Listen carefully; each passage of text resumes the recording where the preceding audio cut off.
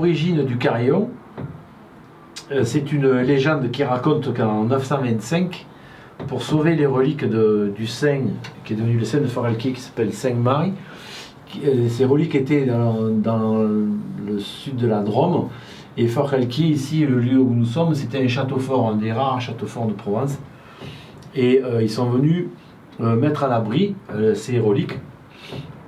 Et la légende raconte que donc, lorsque le convoi est arrivé, personne n'était au courant. Personne n'était au courant. Donc le convoi s'est arrêté, les bœufs ont gratté la terre dans une campagne juste en train de Forcalquier. Forcément, il y a une source en jaillit. La campagne s'appelle toujours la campagne Saint-Marie. Et après, le convoi a continué. Et là, quand il est rentré dans Forcalquier, les cloches se sont mises à sonner toutes seules. Les enfants sont sortis dans la rue en chantant en provençal Marivin, Marivin.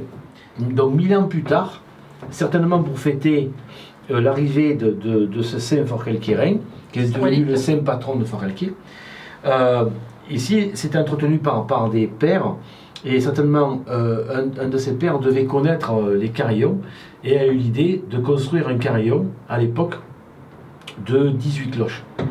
Mais c'était en 1925 et les fondeurs ne maîtrisaient pas la technique de l'accordage des cloches.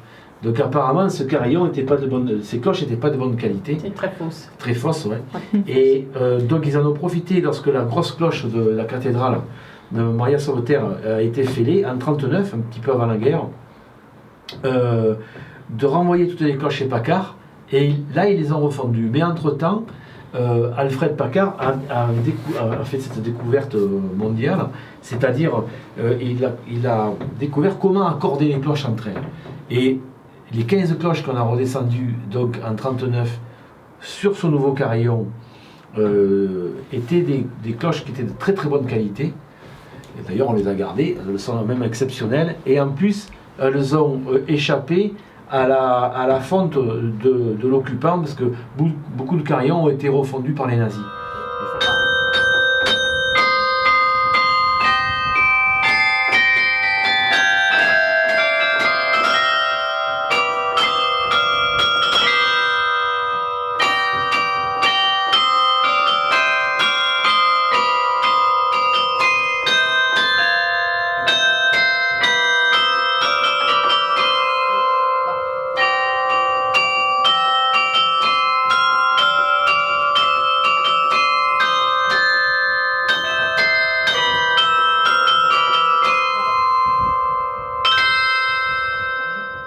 Nous, on garde notre répertoire, on va dire traditionnel, puisque quand même on est en Provence et on privilégie plutôt les morceaux provençaux et occitans, mais ça n'empêche pas de répondre à la demande des gens qui, des fois, nous demandent un morceau précis, parce que ça leur rappelle quelque chose de particulier, un anniversaire, enfin, bon, tout ce qu'on peut imaginer.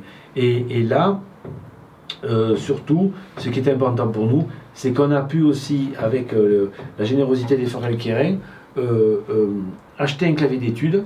Et aujourd'hui, on est en capacité donc d'apprendre à transmettre le carillon et à l'apprendre à des jeunes qui voudront venir jouer, parce que c'est important que ça continue. Et aujourd'hui, Forcalquier, c'est la sixième classe de carillon en France. Et bon, donc on démarre et on espère que donc les jeunes de l'école de musique, enfin ceux qui voudront donc bien apprendre, seront les bienvenus.